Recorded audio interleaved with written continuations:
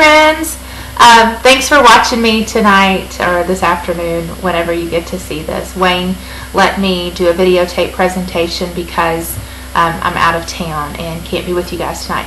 But anyway, I did my project on teacher induction, and the reason I did this was because teacher induction at my school is somewhat of a misnomer. We have some really good intentions, and I even put in my paper, the road to hell is paved with good intentions. And we even have in our handbook that we're going to have new teachers assigned to mentors to help acclimate them to the school building. And although we have good intentions, it never happens. What does happen is we have an orientation meeting at the beginning of the school year, and I am typically in charge of that orientation meeting. And attached to this paper is the last year's agenda from this meeting. And the first thing on the agenda is a school tour. And we do a 25-30 minute tour of the building to show where the copier is, the bathrooms, the art room, the music room, the PE, all of those things. And I'm sure the new teachers are like, whew, that was fast, and where's my classroom kind of thing. So after the school tour, we come together and we do like a big group meeting. And the next item on the agenda is leadership team. And if you have a chance to take a look at this agenda, the leadership team portion of it takes up half of the space on the actual document. So if you look at it through an induction lens, one might say, oh, well, the leadership team is the most important thing at this school. And that's the farthest thing from the truth. After we go through all the people on the leadership team, I say the name, I give their description, and we move on to the next person. And no, we don't introduce them to all of these people. We just tell them about them. Heaven forbid we take the time to introduce them to all of these people. After we do the leadership team, we move on to, I think, dress code, and then on to classroom purchasing. So after the leadership team, those are the next two most important things if you look at this agenda. And then the last section of the agenda is instructional issues. So if an outsider looked at this agenda, they would think that the school puts the most focus on the leadership team, how to dress, and how to buy things for your classroom. And then at the very, very end, instructional issues are the least important thing at our school, and that's just not the case. So with all of that kind of chewing on that in my head a little bit, I thought, well, why not look at teacher induction through a more critical lens and see how a practical model might unfold. So that's what I did for my project. The research that I looked at mainly dealt with how teacher induction can increase teacher performance. The success of a teacher induction program is highly dependent on a quality mentoring program, and not just assigning one or two people to be in charge of all the mentoring. That they need to be trained, and they need to be very, very good classroom teachers across the board. And the last piece of literature that I looked at was how professional development needs for brand new teachers can differ greatly from what the regular staff needs. And so it was really interesting to know that new teachers, it's easy. They need different professional developments than the rest of the staff that's been there for 15 years needs.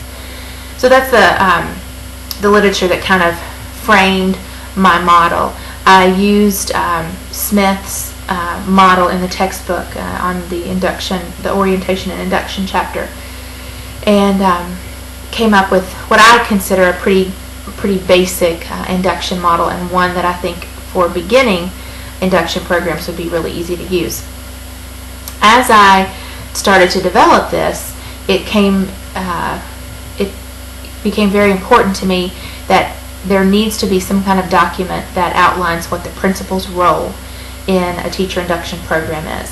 So I did that, and some of the things that I would do if I were principal and had this induction program going would be to try to find some kind of induction training where I could go or take a team with me to really get the nuts and bolts of what an induction program should look like. And then always provide support for the new teachers and the induction activities that happen before or after school.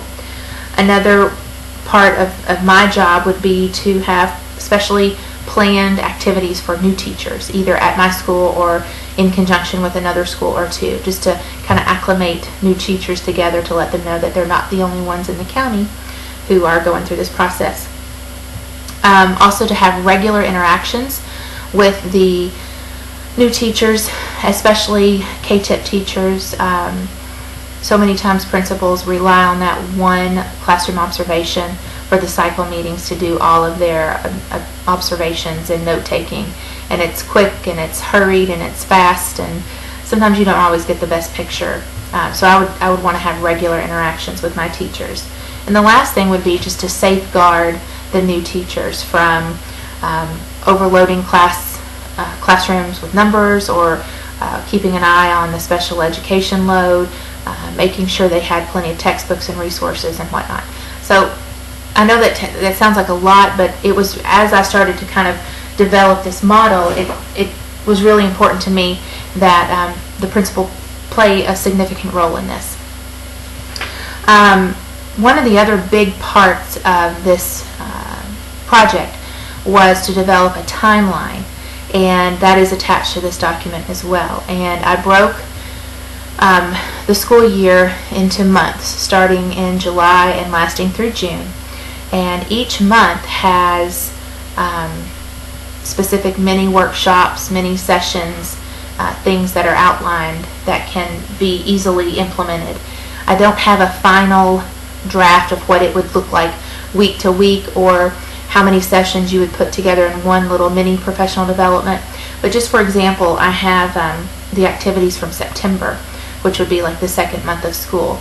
And some of the mini seminars or workshops would include classroom management, classroom organization, how to prepare for the family night, like meet the teacher night or open house night. And then for the remaining months, each one of these that I'm getting ready to talk about repeats itself, so that it's not just a one and done or a sit and get kind of exposure, that they have a lot of chances to learn about this. And that would be deconstructing standards and program studies, planning units and lessons, summative informative assessment, developing open response questions, and then a spotlight on instructional techniques from the different content areas. Also built into the calendar are times for the mentee to go and observe the mentor at least a couple of times a month. And also built into the timeline are times for the principal and the mentor separately to do informal observations, not evaluations, but observations with the teacher. And that really provides part of that that time that you need to spend with those new teachers. So in a nutshell, that's really the program. And I'm pretty excited about it. I don't know if it will ever get implemented, but I think it's a pretty practical model, or a practical approach. The timeline, if Mr. or Dr. Lewis has the chance to pull that up, you can kind of see what I'm talking about with the outline of the activities. The other thing that I did put into the timeline, I did create a survey monkey, or a survey on SurveyMonkey, and it's the same questions that would be given at the end of each month. And I, as principal, would be able to disaggregate that data and use it to inform decisions for the following month. So I thought it was kind of cool. But anyway, that's it, and I'm going to cut this off now because I've tried this 3 times and I keep running over the time limit that YouTube will allow. So hope you guys are doing well, and I look forward to seeing you next month. Thanks.